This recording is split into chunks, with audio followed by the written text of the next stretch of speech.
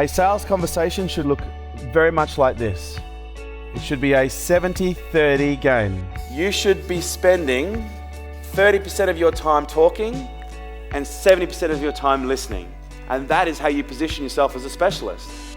I got diagnosed with a mild heart condition a couple of years ago called Wolff-Parkinson's-White, where they discovered that I was having heart palpitations and my heart would flutter every now and then. I went to the doctor said, oh yeah, you've got Wolff-Parkinson's-White, I'll send you to a specialist.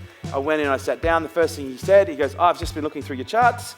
It's clear to me that you need the operation. The operation costs about $15,000. It's going to take about probably 1 to 2 hours. I can fit you in 2 weeks from now or 4 weeks from now, which is going to be best for you. And I was like, thank you very much. Appreciate your time. Don't call me, I'll call you.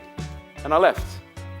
And my goal was to fix it through meditation and good nutrition. And I did, but then it started coming back just after my son was born. And I went and saw the GP and he asked about it. I said, yeah, it's coming back again. He goes, mate, you really should see a specialist. And I said, well, don't send me to the specialist that you sent me to, because he was just an absolute quack. He just wanted to sell me something. I said, who do you know that is the best in this area that specializes in this? He goes, oh, his name is Dr. Miyashita. And I was like, oh, that sounds like Mr. Miyagi. So made an appointment, sat down with Dr. Miyashita. The first thing he did is he said, okay, so tell me about how this feeling affects you. Where does it typically show up? Does it trigger anything else? Does it affect when you exercise? Does it affect when you sleep? Does it affect when you go to work?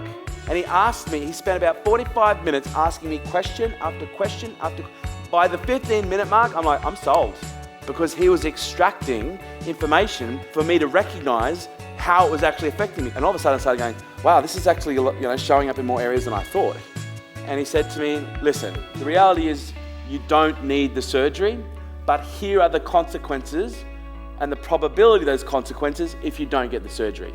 And one of them was early mortality. And I literally said to him, if you were me, what would you do? And he goes, mate, you've just had a child, you're a new father. If I were you, get it done, get it out of the way, move on with your life.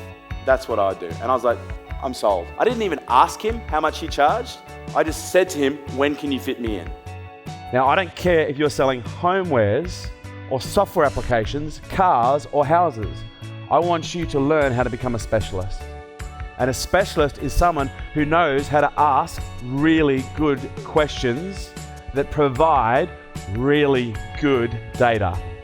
So we ask good questions, get good information. That good information gives us the ability to ask even better questions, and that gives us better information, and the cycle goes on.